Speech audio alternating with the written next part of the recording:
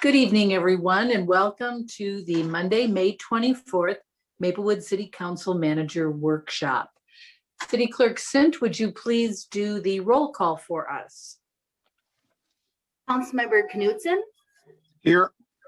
Councilmember Villavicencio. Here. Councilmember Cave. Here. Councilmember Juniman. Here. Mayor Abrams. Here. Thank you very much. Council members, we need to approve the agenda. Is there a motion? I move approval. Second. Moved by Juniman, seconded by Knudsen. Motion to approve the agenda. Is there any further discussion? Hearing none, then let's go to a vote. And the order tonight will be, in this order, Councilmember Knudsen, Villavicencio, Cave, and Juniman, in that order. So for the vote, Councilmember Knudsen. Aye. Councilmember Villavicencio. Aye. Councilmember Cave. Aye. Councilmember Juniman. Aye. And I vote aye as well. We have no unfinished business. We have two new business agenda items. One is a general fund surplus discussion and also a discussion about the American Rescue Plan funding overview. Let's start with the general fund surplus discussion. That is going to be our finance director, Ellen Pulseth. Ms. Pulseth, would you give your presentation, please? Thank you, Mayor Abrams and Council. Can everyone hear me okay? Yes, we can. Great, thank you so much. So tonight I have two items on the agenda, and they are kind of related, but not related in another sense. So I want to make sure that that there's no confusion. So the second item on the agenda tonight is related to the $4.6 million that the city will be receiving for American Rescue Plan funds sometime within the next 4 to 6 weeks. So we'll get to that later, but this first item, the general fund surplus, is not related to the 4.6 million, but it is loosely related to the CARES Act money that was received in 2020. And when I say that, I mean that there were a number of expenditures that the city experienced in 2020, most of them being wages that were eligible to be applied to the CARES Act grant. And since the wages and a few other items were in the city's budget already, it resulted in a surplus. So as if you recall, when we reported on the general fund surplus, we had a surplus of $3.5 million. So a portion of that, 50% of the expenditures, is needed to pay the bills. So there's about 2.1 million in excess of that. And because expenditures keep growing with inflation, I am recommending that at this time that if you choose to allocate some of this surplus, that you limit it to 1.6 million at this time, simply to give us a few years of not having to add that extra burden of $200,000 or $300,000 every year to shore up the surplus to meet the new fund balance requirements. So that will keep you in good shape for several years. So again, 1.6 million at the council's discretion. You can leave it where it is, or you can decide to put it to better use. I will say that if you leave it where it is, you will likely need to designate it for some purpose. Otherwise, the state auditor's office tends to look at it and ask why you're building up so much surplus. So in looking at our internal needs, and the reason that this item is first is because it's kind of old business. And if we kind of take care of some of these small internal needs items that have been kind of on my list to chip away at, the 4.6 million really kind of opens up a whole new pathway for the city council. So what my recommendations were for the 1.6 million, and the council certainly can weigh in, and we will happily, have a discussion about what your priorities are. But in this order, on the second page of the staff report, The first item was the Employee Benefits Fund. We've talked a little bit about this before. So the Employee Benefits Fund, in a very simple sense, it's a little more complex than this, but in a very simple sense, it exists to pay severance payments when people retire, employees retire from the city. There's always a bank of PTO or vacation or sick or whatever you want to call it that each employee has that they're entitled to upon severance from the city. And this fund accrues those resources to allow the city to meet those liabilities.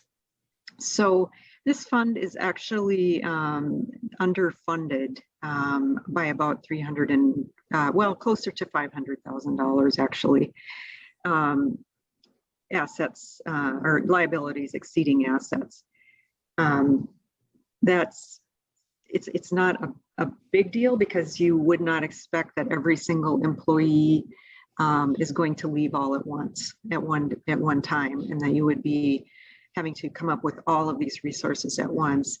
But it is recommended to have it funded fully, and our state auditors did ask about it last year.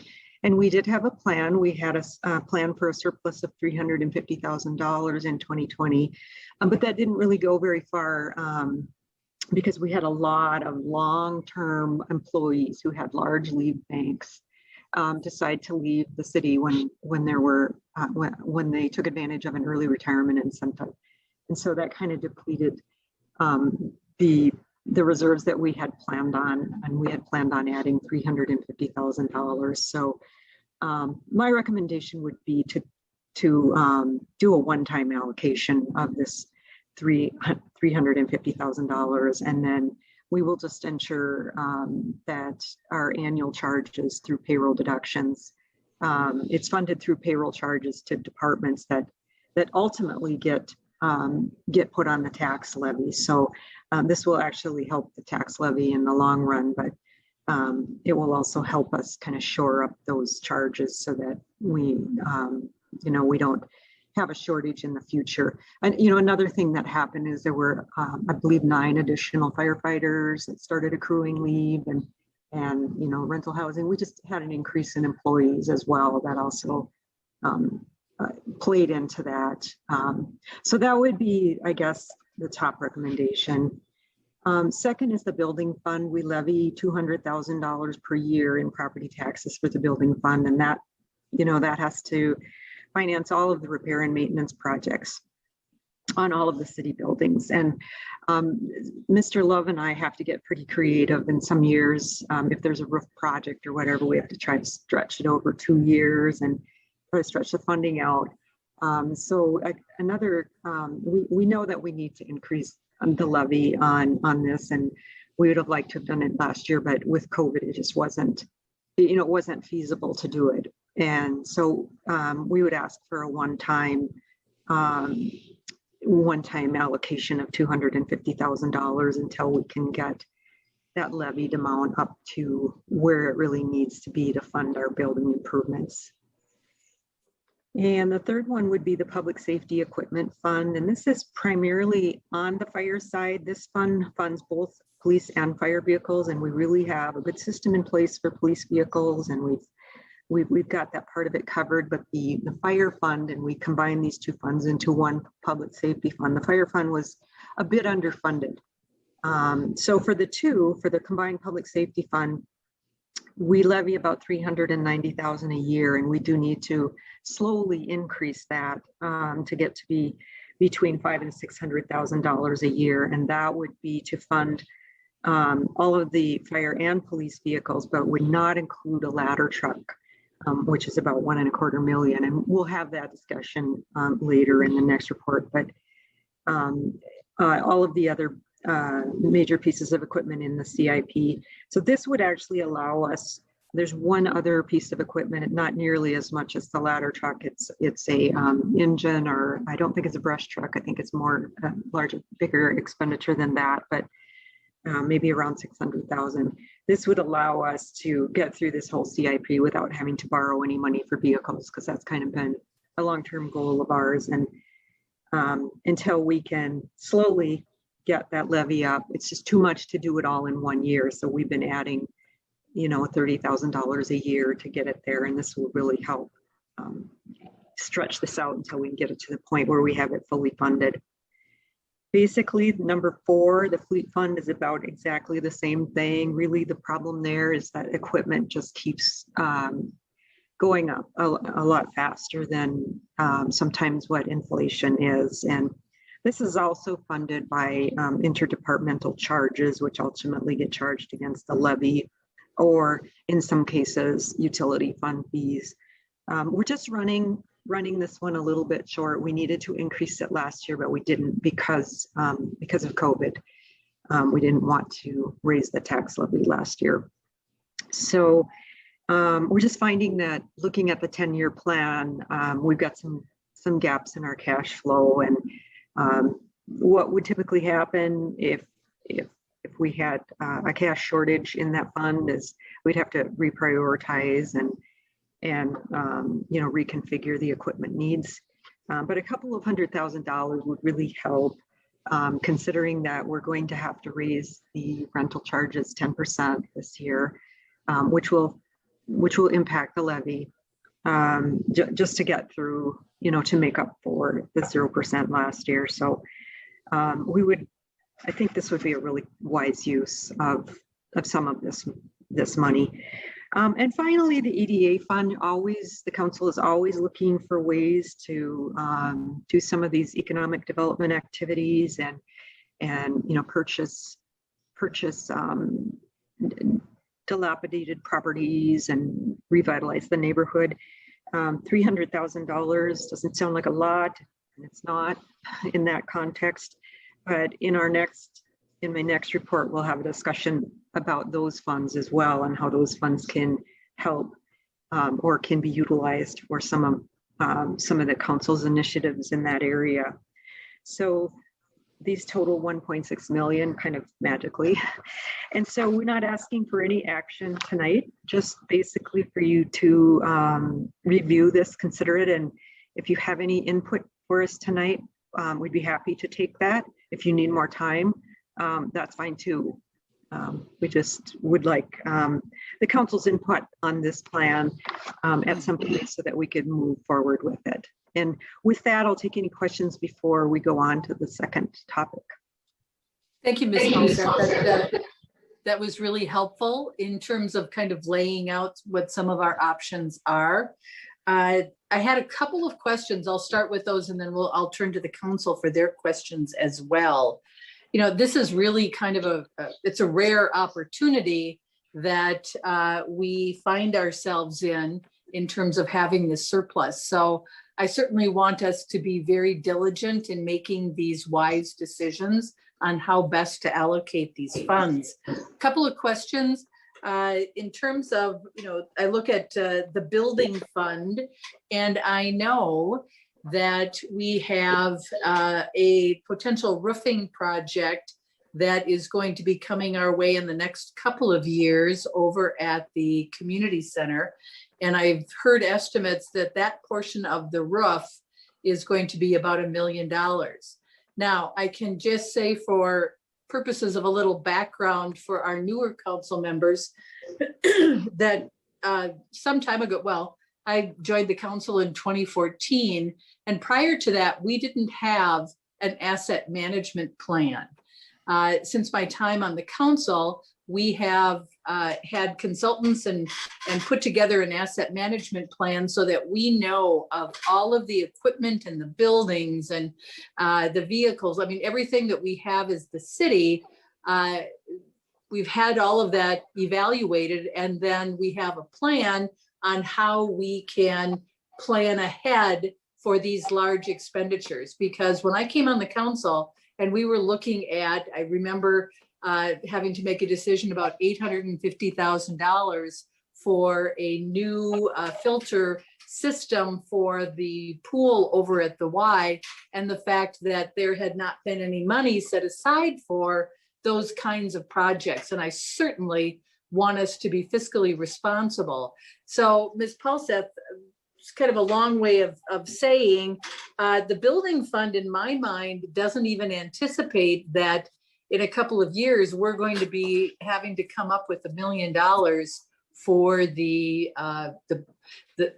part of the roof over at the community center. We already did last year, I believe it was, the roof over the pool. Now we've got the rest of it, and that's coming, in the next couple of years. So like anybody, if you're saving for a new furnace for your house, you start putting money away for that. How does that how does that roof project fit in with this building fund suggestion that you made? Thank you, Mayor Abrams. That's an excellent question. So we may also be discussing this in the second topic, but so you're correct that does not anticipate the roof for the MCC.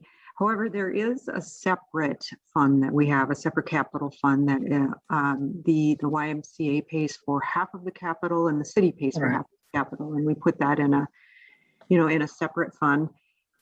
So there is some funding in there, but not a lot because we plan to use it, and the roof hadn't really been considered really in that plan at this point yet either, and largely because of COVID, a lot of things were put on hold. So even though there is an agreement that that the city and the Y would share that expense, in all likelihood that may not be the case given the situation over the last year and a half or so, and into the future. So I think that that's a point well taken, and City Manager Coleman and I were discussing that more in the context of the new funding, but that's coming out in the second topic here.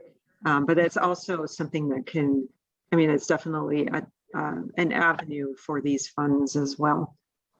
Okay, because we really do need to plan ahead for those large expenditures so that we are not in a position, when I came on the council, I think we were at $80 million in debt. And I certainly don't want us to head back towards that type of debt. Another question too that I have is about the Public Safety Equipment Fund. The $500,000 that you proposed does not include the ladder truck, which we know is about $1,250,000. And you said that some of the discussion will come with the American Rescue Plan discussion, but can you kind of give us at least a general understanding of what you're looking at? Because that's another large expenditure that we need to make sure that we're planning for. It is. Thank you, Mayor Abrams. It is. So what the plan was for the ladder truck, given what we knew about how fast we could grow the fund balance, we pretty much had it figured out that we could cover all of the equipment except for the ladder truck without impacting the tax levy too much in any one given year. Now, last year kind of set us behind a little bit because we weren't able to increase it. So covering that larger piece of equipment that's coming up in 2023 or 4, I think, would go a long ways towards actually getting us to pay as you go. But it did not include the ladder truck, and we knew that we were going to have to issue debt or do a tax exempt lease for that. So we have some flexibility here, either with the surplus funds or with the new funds that are coming in. We may be able to, well, I know that we can, it's up to the council as to how they want to spend the money. So we would be able to consider that in the 4.6 million funding that's coming. Okay, thank you very much for that. Those are the questions that I had for now. Let's go to Councilmember Knutson, and anyone else who's on the call. If you aren't speaking right now, could you please put yourself on mute? That would be great. Thank you. Councilmember Knutson, you're next. Okay, thank you, Mayor. I think this is a great opportunity. What kind of, I wrote on the margin here, this is dealing with a surplus. And on the other margin, I wrote that many of these are certain. In other words, there is a certainty that we're going to spend this money. So I think I'm looking at the benefit of a surplus and looking at an allocation that makes sense. My question though is, I wonder, are they fungible? In other words, do these, as these expenditures come due, they will come in front of the council for the most part. So are they things that, if something changes, as the mayor suggested, could these be reallocated? Thank you, Councilmember Knudsen. Yes, again, we don't expect any action from the council tonight. We Sure. wanted you to have some time to consider it. And so I think your question was, can you change your mind from my recommendation? Absolutely. Or if your question was, if the funds become surplus in one of these other capital funds, could you utilize them for something else? Yes, absolutely. That's relatively same question, right? Yeah, I'm impressed with the plan, and I'm glad we have a surplus. I look at the, next section has a few more rules, but I think we can integrate all that. So thank you. Thank you, Councilmember Villavicencio. Thank you. My question is about the EDA fund. I was wondering if you could give us an example of an economic development activity or what that would look like. Certainly, Councilmember Villavicencio, I'd be happy to. The one that I've heard, I think, most often is the one that I originally started talking about was the proposal where the city council would buy up defunct buildings that are dilapidated and need to be torn down, and then revitalize the neighborhood by selling the property to a new owner or putting up a building or doing whatever it is that the council desires for that neighborhood. Again, that this amount of money won't go far, but it will eventually be a revolving fund where you'll be able to sell the property and reutilize the sales. That is certainly one mechanism that you can use. Another would be business assistance, but we've also got some business assistance to discuss with the new money coming in. So, you may want to consider something that you can't use the grant for. I guess maybe the other council members on the line would have a better idea of, really where you wanted that economic development funding to go. But that's one example that I could think of. Let me just chime in here and say that I know I have spoken with City Manager Coleman and was intending on bringing up our EDA when we talk about the new money, the American Rescue Plan. But I'll just kind of give a little highlight here. One of the things that certainly I think all of us know about is that we have a number of vacant homes in Maplewood that have been foreclosed on. They're owned by the banks. Perhaps someone has passed away and the family hasn't sold the property. We have, I think a really unique opportunity to do something with turning those homes back into, useful homes in our neighborhoods. And that is something that our EDA could really, as the EDA, we could really sink our teeth into that in terms of getting these homes occupied by people. There's a home not far from City Hall that I drive by every time I leave City Hall, and it's boarded up. And it has been for quite some time. And that's a classic example. It would be a great starter home for someone.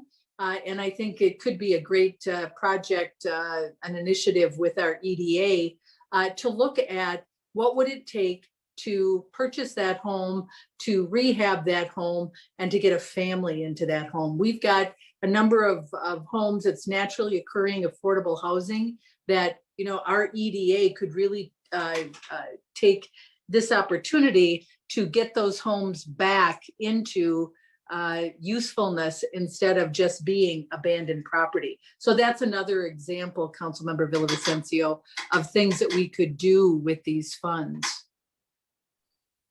Thank you. Did you have any other questions? No, thank you. Okay, Councilmember Cave. Yes, staying on that topic, with the EDA funds, what happens with the money that, is it reutilized when we sell a property? Does any money get put back into the EDA?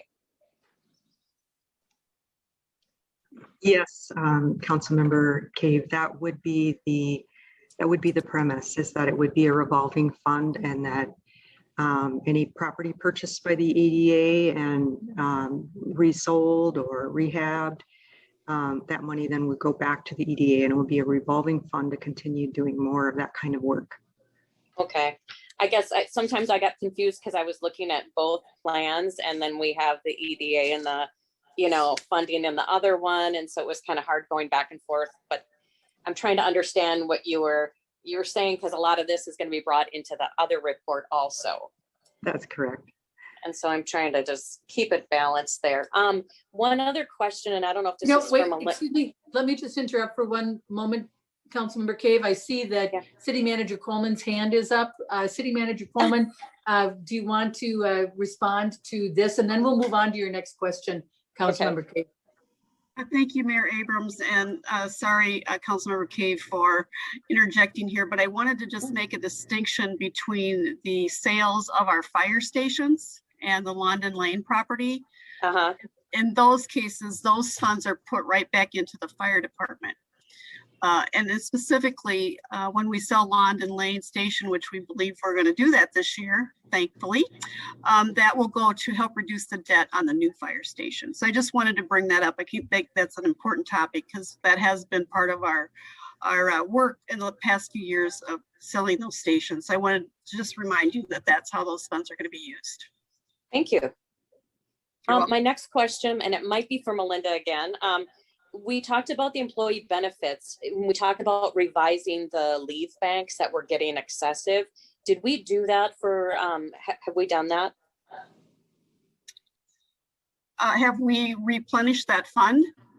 No, we talked about kind of like past employees, how much leave they could accrue, and it was getting not out of control, but it was like excessive. And we talked about not allowing employees to have so much leave banked up.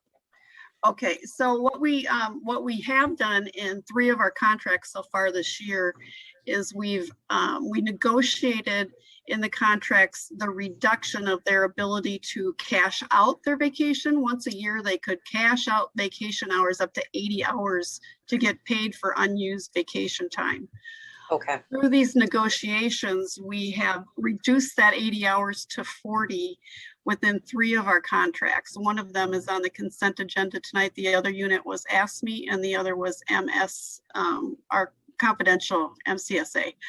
So that's what we're doing. We did not get started on freezing vacation accruals, so to speak, because we felt like it was a really difficult year to get many concessions, since we weren't, overly optimistic that we could do COLAs or too much in cash, settlements to our employees. So we didn't take that on. That is something that's definitely on the radar, but we did not pursue that this year. Instead, we went for the buyout option.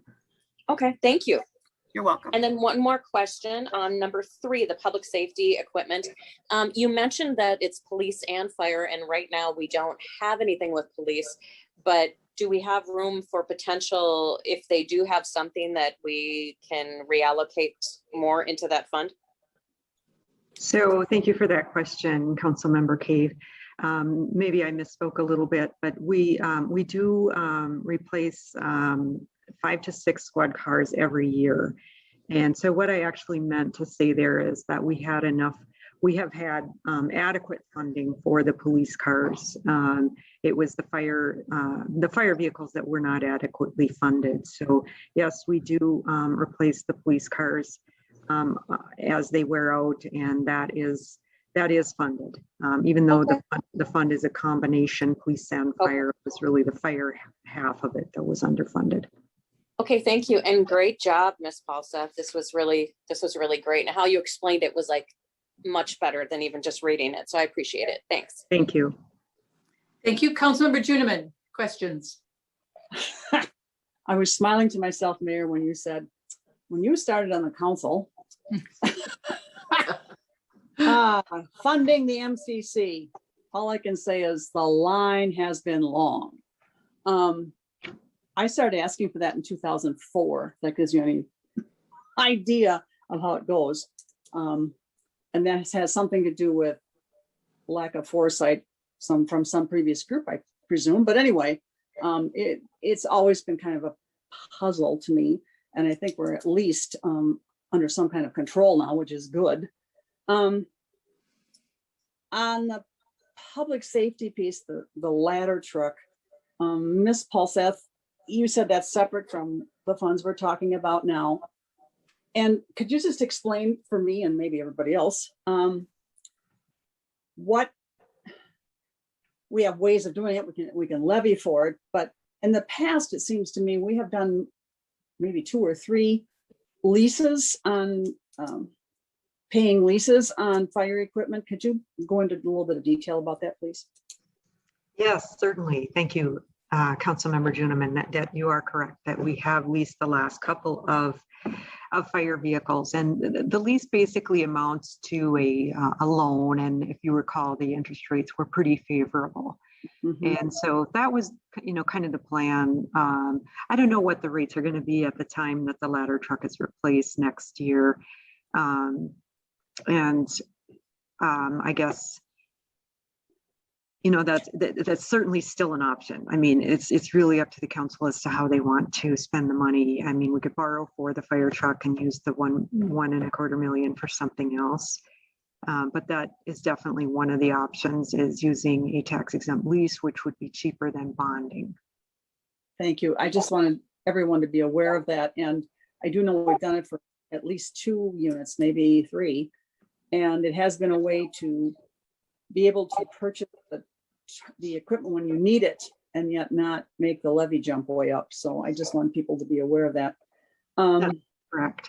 Yes. On the EDA money, I think you kind of partially addressed it, Mayor, but I think one of the obvious thing that we've been doing lately is the parcels in Gladstone. We purchased like the unbelievably decrepit Gladstone house site and cooked it to 2 others, and the money from those sales will go into the EDA fund. So that is how it works. We try to support ourselves. But I also think that the mayor's point is well taken. This is another thing. The first time I brought this one up was in 2006. Rehab loans for our aging housing. Because as the mayor said, we have a lot of starter housing in the city that's owner occupied, which gives us a lot of our, if you will, affordable housing. But it isn't good to people if they don't have enough money to do more than buy the house. If we could somehow set aside monies for them to be able to rehab. I mean, people are working close to the cuff right now, and they want to go from renting to owning something, but some people can't even afford to replace the garage door or, put new windows in or whatever. So I think considering a rehab loan fund is very important. We've been kind of avoiding it for years by doing other things, but I think the time has come because we have quite a significant aging housing stock. So I'm hoping that's going to play a piece in the EDA soon. And the roof at the MCC, I'm kind of with the mayor. I'm in la la land or confused or something. These funds that we're talking about now do not apply to that. So what is our current plan for getting to that? Can we clear that up a little more for me, please? Okay, thank you, Councilmember Juniman. Thanks. I will try to clear that up.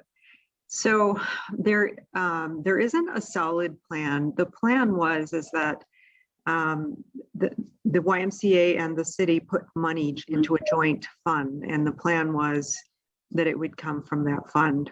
Right. However, I do believe that the roof has degraded faster, and City Manager Coleman probably has some more information on that, but and is going to come up, it's going to be on the docket for replacement a little sooner than what was originally anticipated. So we don't really have a solid plan yet. Okay. Yes, there's some funds being built up, but I think not enough. And I'm going to go on a little bit of a limb here, but with the pandemic and what it has done to everyone, including the Y, have we been approached, or have we approached them, or have we discussed, or do we want to discuss what that joint capital fund is like now? Because I understand that they have huge money trouble after the pandemic. So is that something we have to consider as we look at this? Mayor? Yeah. I So can answer Councilmember that. Juniman, I see City Manager Coleman's hand up on this one. And since she also sits on the board of the Y, I think Yep. will probably have a good answer for us. Thank you. Yes, thank you, Mayor, members of the City Council, Councilmember Juniman. Ellie and I did start negotiations for contract amendments earlier this year. And we felt like we really weren't getting anywhere because the Y is really undergoing some pretty significant stress to their Mhm. organization regionally. And so we asked to just sort of put it on hold until we understood the American Relief Plan and what that may or may not be able to help them with Okay. this time around. I can tell you that they are losing, they have lost a lot of income, but they've also received quite a few grants. And Ellie and I are working through that. We don't have another meeting scheduled with them for about 3 weeks. So we've been on pause. But the one thing I can tell you is, given the uncertainty of the Y memberships and how popular the Ys will be, Mhm. we think it's prudent to just do a 1-year agreement. I do want to also add that on the roof, they have done some just quick temporary patches up there this summer in a couple of spots, and it is deteriorating, I think, more rapidly, as Ms. Paulson indicated. So we're going to have to talk about that. One of the things that I think the mayor and I actually talked about this morning was maybe trying to address this by putting some money aside for the next 3 or 4 years to start either doing that roof in phases or getting that money built up. The level of contribution by the Y is still up in the air, but I do think it would be prudent to keep that building in good shape. And I do think we need to recognize that and put that in the mix when we talk about our funding, if there's anything we can do with that. Thank you. I agree wholeheartedly. Okay, Thank you for the explanation. you're welcome. Thank you. Any other questions, Councilmember Juniman? No, thank you. Okay, Nice report. Easy to understand. it was.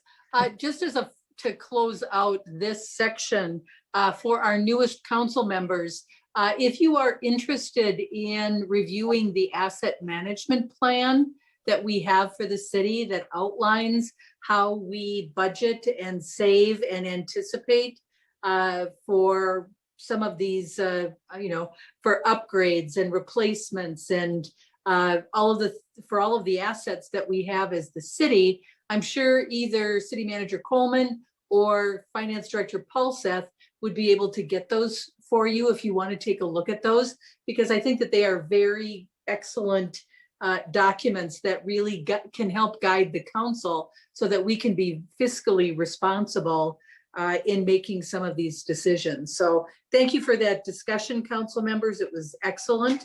Mayor? And yes, Mayor, Councilmember sorry to- Juniman.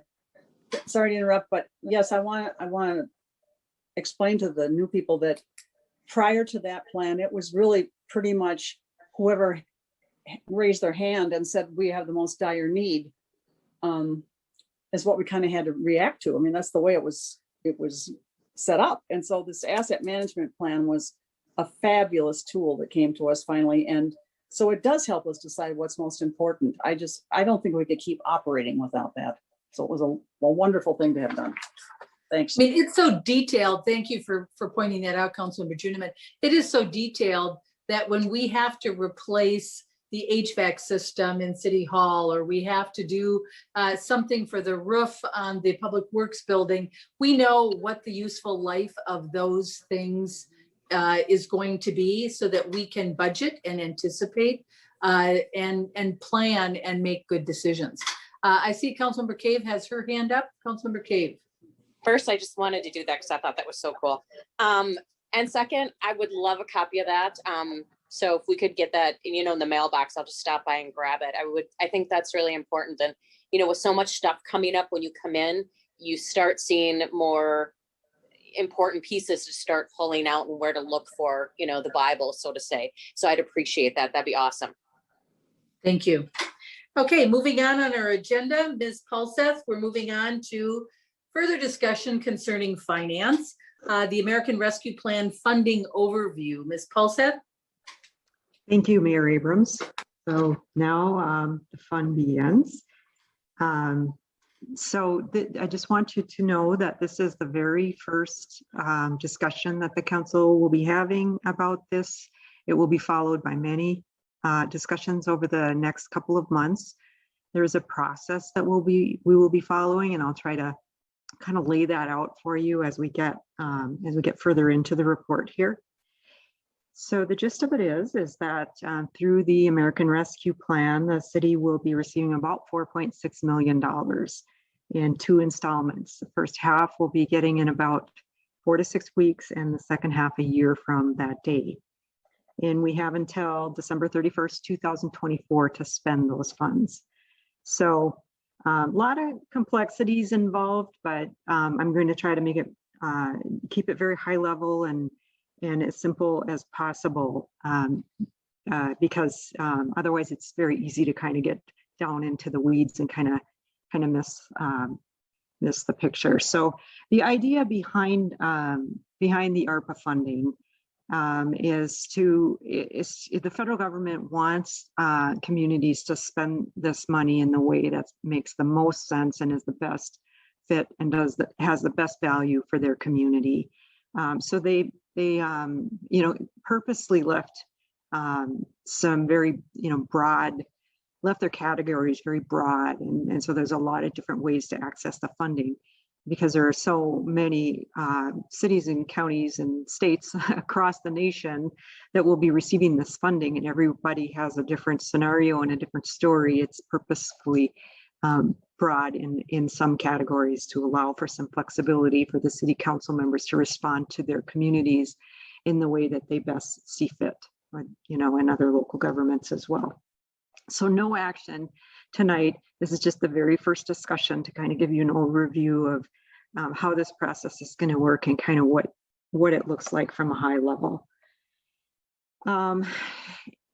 To begin with, the guidance is not complete yet. There is a 60-day comment period at which we've already submitted some comments about the guidance, and the Treasury will take those comments into under advisement, and they will issue final guidance after the comments are evaluated. So we are still working on what is called interim final guidance. So it's basically definitely going to change. We just don't know how much and to what degree, but we have a pretty good idea of how broadly the city will be impacted by these, just by the initial guidance. It was much different than the CARES Act. The guidance was much better and easier to understand, even though there was a lot more of it. So again, the emphasis is also on serving the hardest hit communities and families and businesses.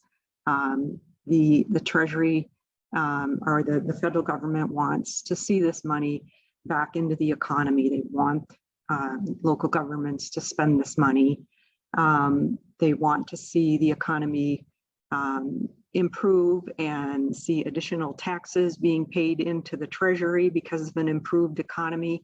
And in that way, it will pay, the program will pay for itself. So we all know it's a little more complex than that, but time will tell.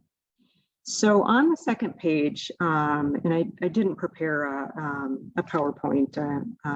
I thought afterwards maybe I should have, but I think you can follow along on the second page, where I have kind of a chart in the middle. I have some descriptions, very, very brief descriptions. So what I've done here is there are 4 major categories, and these 4 categories were the broad categories that were outlined in the bill, the congressional bill. So please don't get too hung up on the numbers, because most of it is just conceptual at this point to give you an idea of how this could flow. So of the 4 broad categories, the first one is called, I've shortened it up, called a COVID-19 response. And that kind of essentially is like the CARES Act 2.0. It follows up on some of the same kinds of expenditures that we were allowed to charge against the CARES grant. And so that includes, not to the same degree, but wages of public health and public safety employees. That particular type of expenditure is a type that will create a surplus, just like the one we were just talking about. So in any other expenditure in this category is more of a direct expense.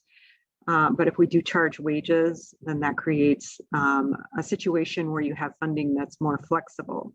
So our goal was to try to, keep as much flexibility as possible in the format or in the manner that will create the least amount of questions for an auditor and be the most audit proof. So I won't get too far into that, but the first category was the COVID-19 response. So again, it's going to ultimately be for our response. So more PPE or equipment will be that will be eligible besides the wages. You can also, under this category, provide assistance to households, to small businesses, to nonprofits who were impacted by COVID-19. When we get to the last page, I'll discuss what other areas of the bill there are assistance that has been provided to other agencies to also provide assistance to families and to businesses and households. So we need to be careful not to be duplicative. They've asked us not to duplicate other programs, but you could certainly do something that the county or the state or the federal government isn't already doing. One of the things that I could think of in terms of households would be like a grant to the food banks or the food shelves. I think something like that would fall under something that's not duplicative in nature. And I'm sure there are many other examples as well, but that's just one that I've thought of. So any businesses, nonprofits, and industries that were impacted, and they specifically call out tourism, travel, and hospitality. I don't know how much of that we have in Maplewood, but the other thing that was added to this section this time, and the federal government is actually quite serious about this, mental health and behavioral health services. So as for instance, how it would fit in Maplewood for something that we're already doing is the social worker program. That fits just perfectly. It just marries perfectly into this funding. So an expansion of that or something similar to that could fall under this, and that would be a direct expense that could be paid for through 2024. So trying to keep this brief, and it's difficult because there's so much to consider. You'll notice that I put $800,000 across from the EDA fund. And the reason I did that is because this is conceptual in nature, and the $800,000 was what the EDA funded the YMCA with the CARES grant. So it's just conceptual in nature right now, but that's a possibility for the roof funding, any other assistance that might be needed, the mental health, and any PPE or wages. So you'll see these numbers change as we work through this process. Just to give you an idea of what's in these buckets, because as I mentioned, the first two categories, COVID-19 and essential workers, is a little bit more of a direct expense, except for charges to wages. So essential workers, what that really means is it's premium pay for workers who performed essential work during the public health emergency. So what we have found out through the guidance is that the local government itself determines who is essential and who isn't. And in our particular situation, I don't know how it was done across the metro, but in our situation, all of the employees were classified as essential. And I would guess that most cities did it that way because the government still has to run. So this would be an avenue that the city could pay for these stipends that were not in the budget. And when I say stipends, I mean the 2% or $2,000 that is currently being negotiated with the labor unions. So that's a qualified expenditure under this category. Keep in mind that there are a couple of labor unions that have not settled and are, I believe, going to arbitration or in some sort of dispute. So we don't really have the final say on that yet, but there's a way that we can use this category to pay for stipends. Now, we cannot use it to pay for cost of living increases that get added to the base of an employee's salary, but you can use it for a stipend as long as it doesn't exceed $13 per hour. There are some other minor things that play into it too, but not necessarily important right now.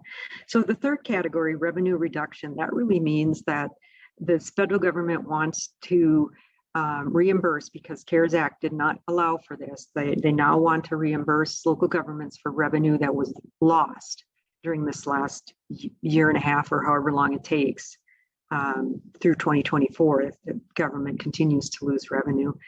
So what they did, because again, it would be impossible to really manage all the thousands and thousands of cities across and counties and states.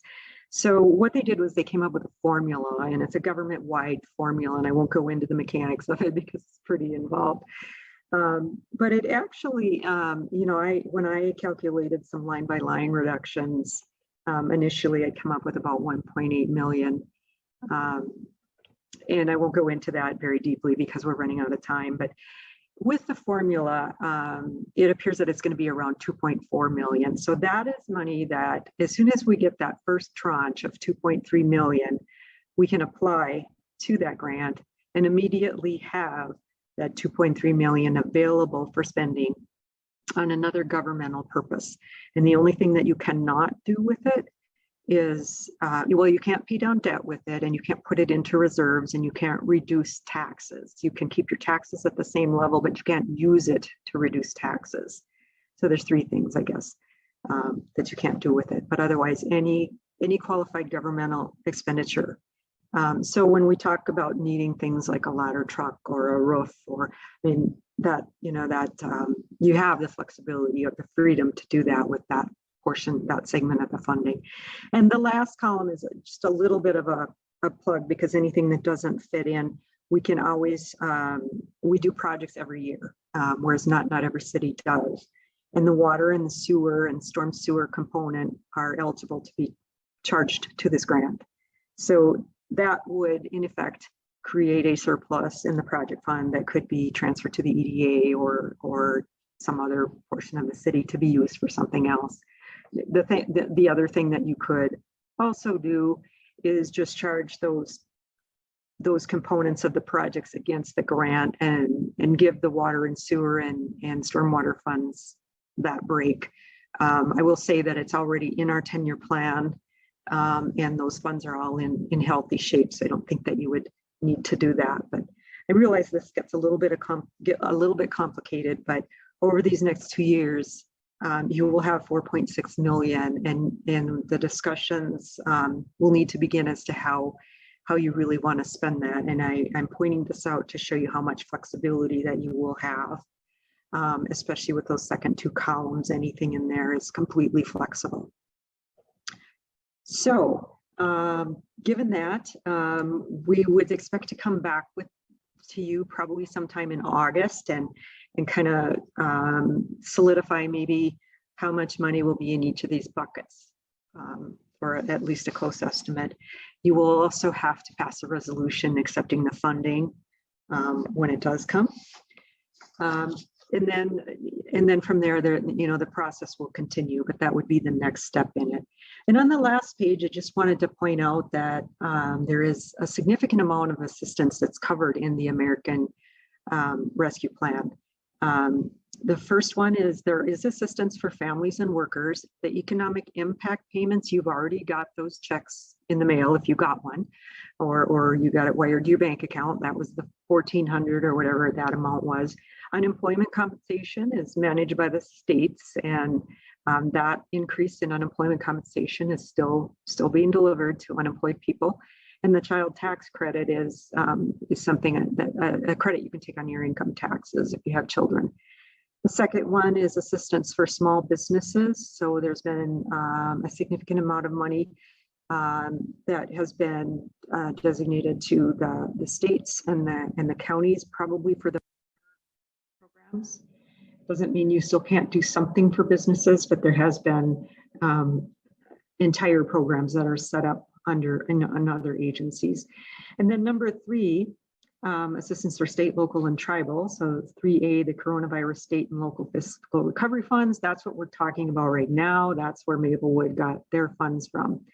There is also some capital projects funds that the city could apply for if they wanted to. And also that we probably will be seeing, Mr. Love has more details on this. It'll come through MnDOT or Met Council, one of the two. We'll be seeing a small portion of that being distributed by one of those two agencies. There's a homeowner assistance fund that is already in place and a rental assistance program that is already in place. I believe I do have the guidelines on that. If anybody wants them, I believe you can apply right online at the Treasury site, or you can get some assistance through the social service agencies in the county that can help you navigate that. And then there's also a small business credit initiative. This is all in addition to what the cities and counties were given. The coronavirus relief fund is simply what's left of the CARES fund. There's still money left in there. Not all cities figured out how to spend all of their money, so they had to send some back. So there still is some money left in that fund.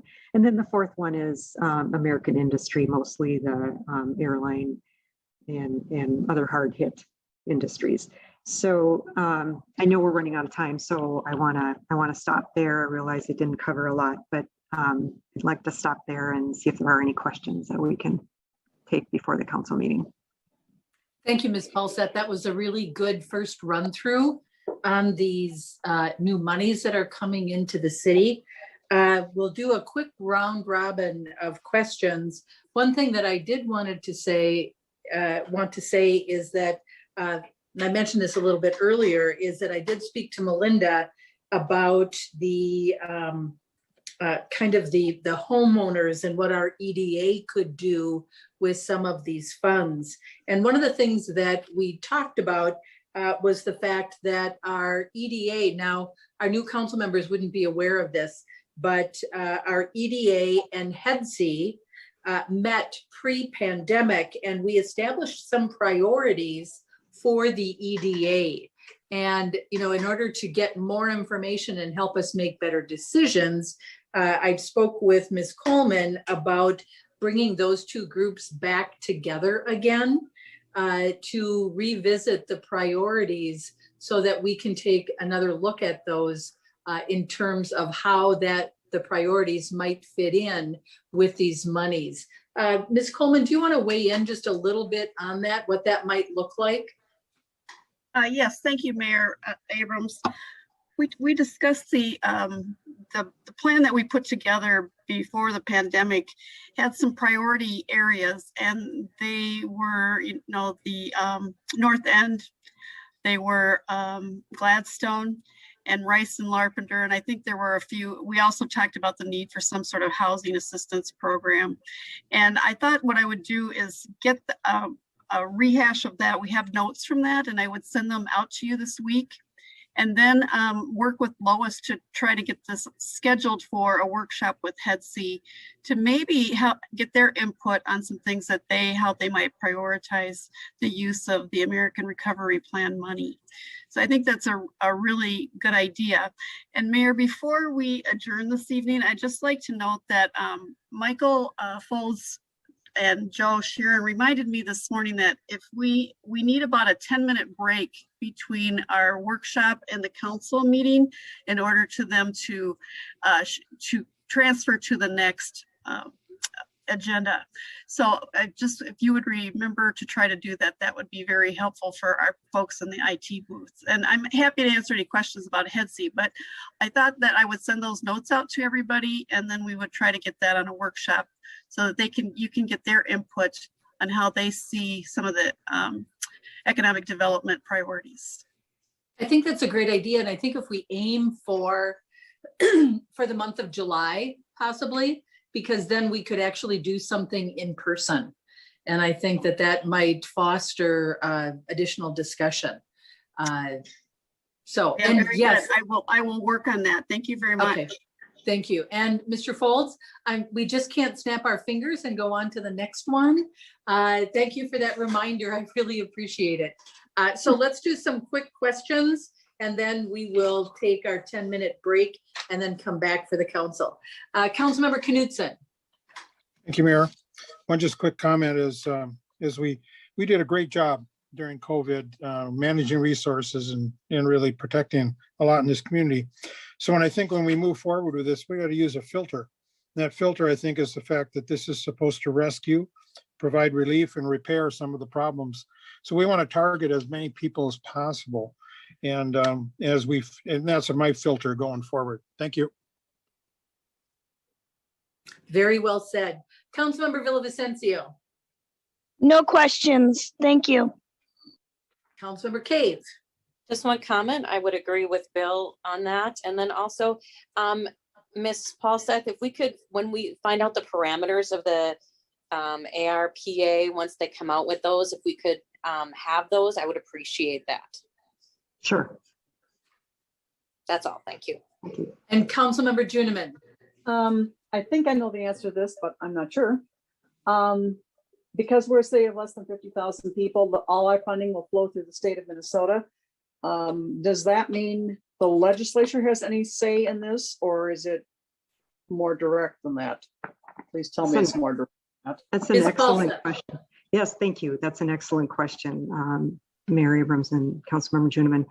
And I did forget to mention that. So as with what happened with the CARES Act, the legislature had a little bit to say about it. And so the federal government made sure this time that they do not have anything to say about it. So the money that's coming from the federal government is coming in its entirety.